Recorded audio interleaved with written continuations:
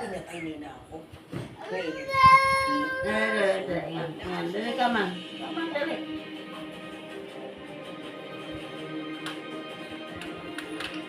Dali na. Dali ka, bakit ka? Ano ba ginagawa niyo dito? Nakita niyo ba si Sid? Yan ako, kakaalis naman po. Dahil po kasi yung flight niya.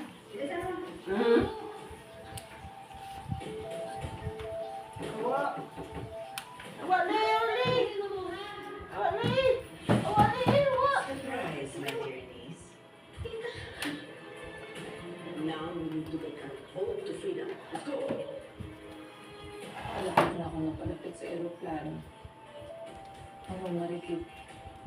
Sigurado ka na ba sa pinapasok mo? Okay lang kung mapigilan sa mag-alis yan. Sorry po talaga ma'am, pero hindi kayo allowed pumasok kung wala kayong scheduled flight. Nakikiusap ako sa inyo. Gusto talaga makausap.